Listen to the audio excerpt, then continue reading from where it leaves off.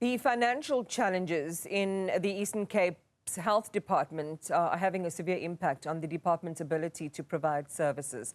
So there are a range of issues, but according to some reports, pharmaceutical services in the province's medication procurement has been affected by budget cuts. There are also issues related to the payment of overtime and other salaries. So let's talk about all of this now with the Eastern Cape's Health Department head, Dr. Rolene Wagner. Dr. Wagner, good morning to you and thank you for your time. I want to start with the directive now to all the pharmaceutical units in the public health sector to avoid placing stock orders for any stock with a holding of 1.5 months or more.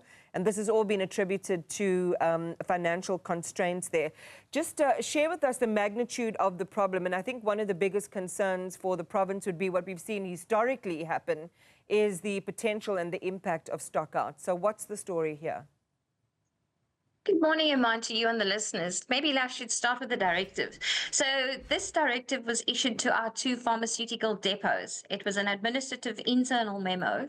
And the intention of the memo was, as you say, was to make sure that in the light of our cash flow challenges, that we actually manage the stock in hand. And that is because you know that having too much stock in hand as well can lead to expiry, etc., which has its own associated complications. I must reiterate that at no stage is there anticipated to be any impact on our patients having access to drugs. The drug availability at our facilities is still sitting at around 82%, and for our essential medicines related to HIV and TB, it's sitting at around 85%. So that was a memo that was intended to make sure that we manage the stocks as we move towards the year end at our pharmaceutical depots, and it represents our buffer stock. So this is, it sounds like what you're saying to me is this is a preemptive step to avert the possibility of stockouts, to avert patients not having access to their medicines. Yes, so perhaps maybe we should just start with the first concept, which is around the drug availability, which I've already spoken to, and stockouts. And there are often a number of reasons that can contribute to stockouts. It's not necessarily associated with us not having stock in hand because we've not paid our suppliers or because of the cash flow problems.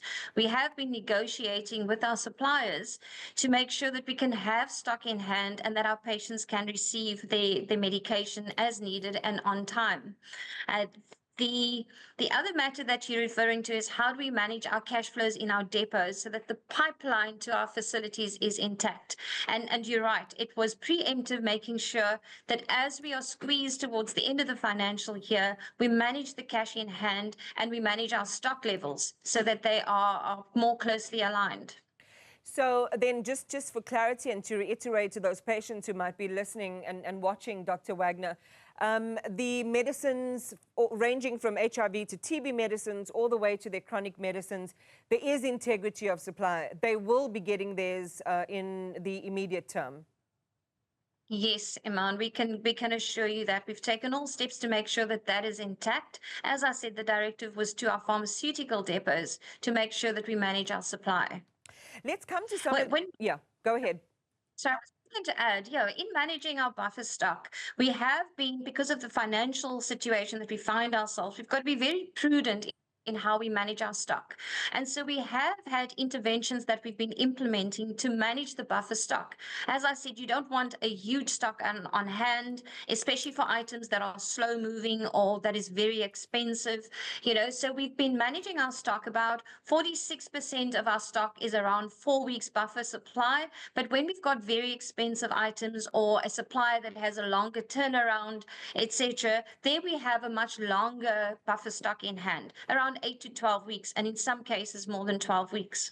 All right, I'm sure then that's going to be reassuring then to particularly patients across the Eastern Cape Health Network. Dr. Rolene Wagner, I must invite you back at a later stage to talk about some of the other crises facing hospitals in the province as well. And we'll talk about the issues relating to the financial crisis and how it affects overtime pay and things like that for doctors.